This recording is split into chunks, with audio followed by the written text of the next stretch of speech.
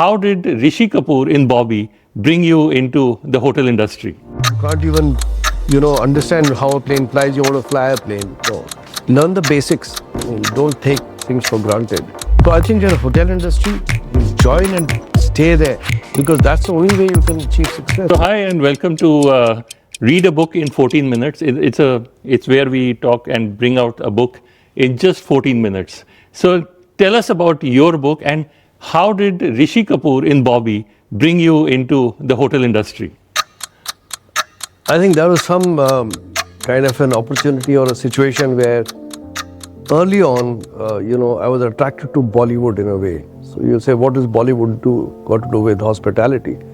So when I was just out of school or just about leaving school, this movie Bobby had been released and we all saw it, Sholay, Bobby. Bobby was a romantic movie and you always visualize yourself standing on screen instead of Rishi Kapoor, that kind of feeling. But there was a scene in which Rishi Kapoor and the actress Dimple, they are running away on a mobike, which was called the GTS. It was a small bike, mini bike, I would say.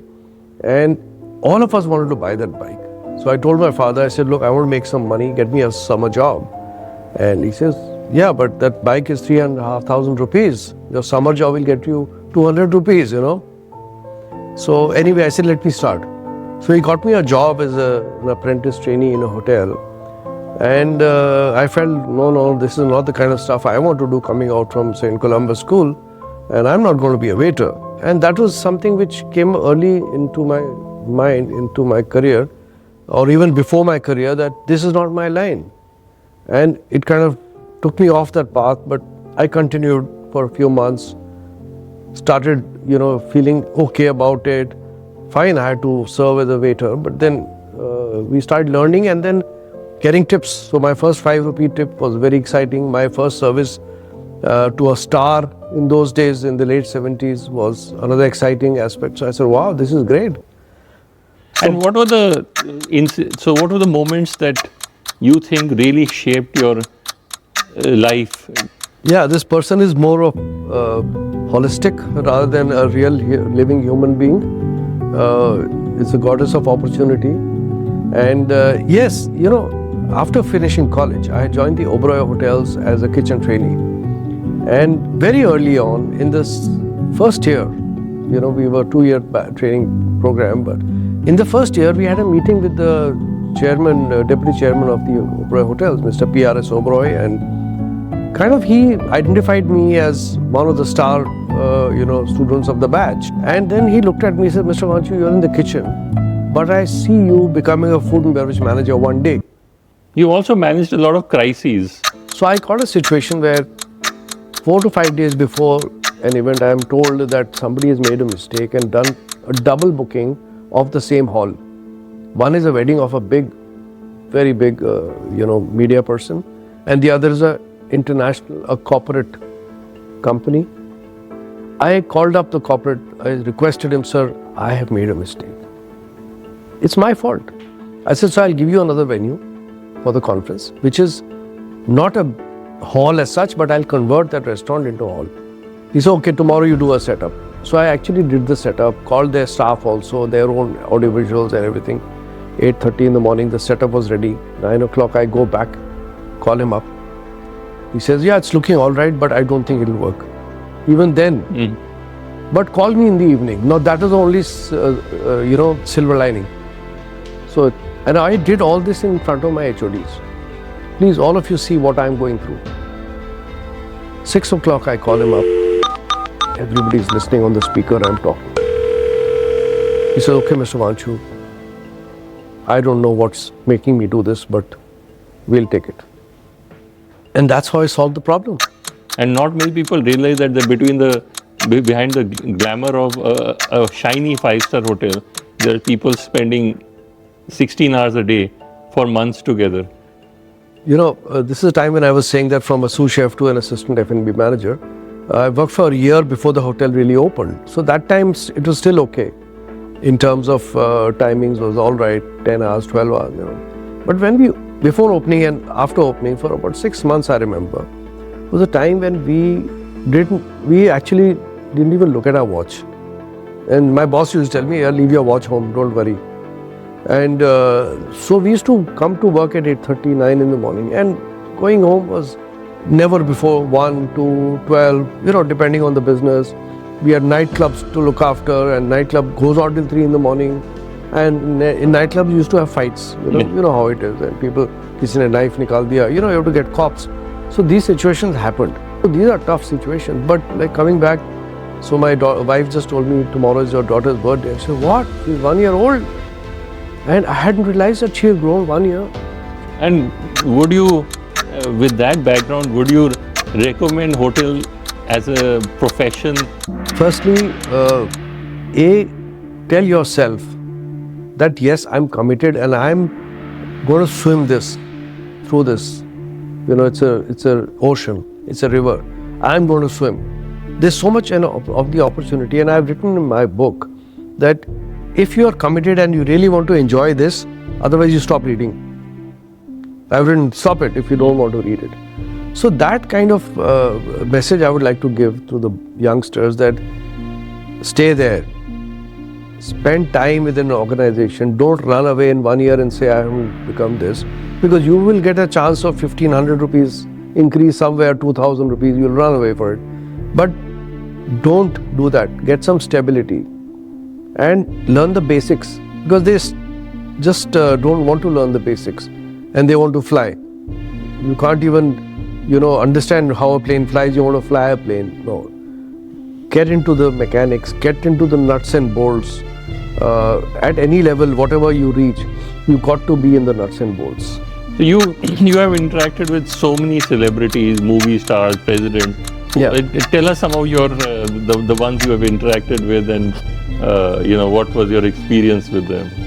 See, Hollywood, Bollywood, and international personalities. I've met at least 8 to 10 stars in so many years from Bollywood who have become friends till today.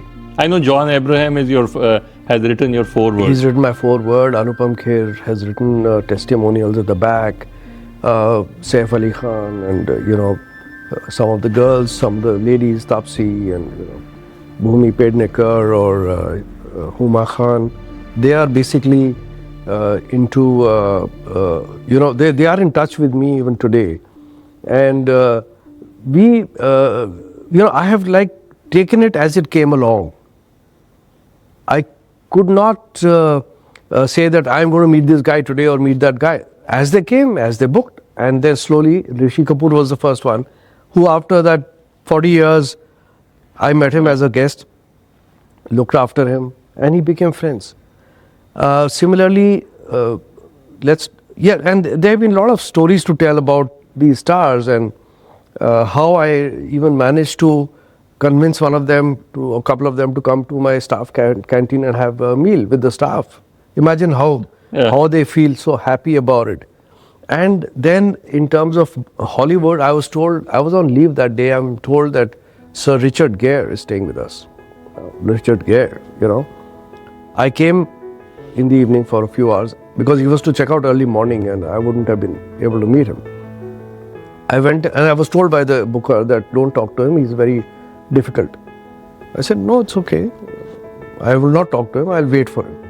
So he comes out of the restaurant and he looks at me, he goes, GM, right? Don't worry, everything is fine. And he walked away. I said, yaar, ye to bada garbad hai, I've come all the way. Yeah. So he was leaving at 8:30 in the morning.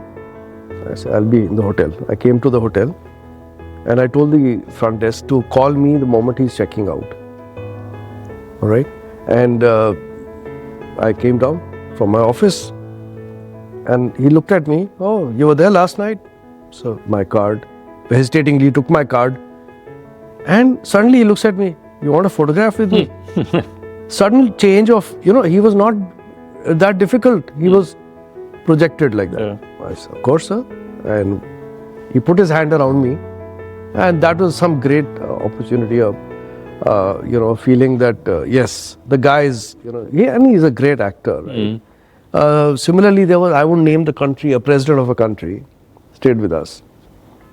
And I was told by the security and his secretary, says, you be around. I said, of course. I'm not. He said, no, I mean you really be around. I said, I got a little scared. I said, what is going to happen? So 12:31, he finishes his dinner, comes to the lobby, and tell me about this hotel. And I'm telling him about the history of the hotel. And what is that? Because we had got him from the other entrance of the hotel to keep security. He had not come to the main entrance. I said, that's the main entrance. Oh yeah, come, let's take a walk. So I said, yeah, it's 1 o'clock in the morning and winter. This was at the Imperial. Yeah. So, what's that road? I said, it's called the Jantar Mantar. Where does it go? I said, it goes to Connaught Place. Suddenly, I'm turning around and he's turning and walking outside. And imagine the police, the security and his secretary. I said, what happened? I asked his secretary, this is what I'm telling you. Be ready. Anything can happen. And I running after him. I ran out. He turned left towards Connaught Place, started walking. I was so scared because those were shops there are dogs sitting there at night and beggars and president of a country. So I walked along with him. Everybody around, huddled around him, took around Parliament Street, this outer circle, came back towards Jantar Mantar. And he asked me, when was this made? I didn't have an answer. So I'm trying to look my phone. That the secretary from his country says, Mr. Wanchoo, it was 1636. I said, thank you so much. He knew I didn't know when Jantar Mantar was made. Immediately you don't recall such things. Anyway, I took him back and luckily he said, okay, there's the hotel. We went inside. Now this half an hour of that walk was a nightmare. But that's how some people are. Of course, I met ex-presidents. One man who I met, I'll never forget, APJ Abdul Kalam. And so he came, and incidentally, he had retired, and we were wearing similar colored suits that day. And he looks at me, short gentleman, what an impressive personality. He looks at me, oh, you're the king of this kingdom.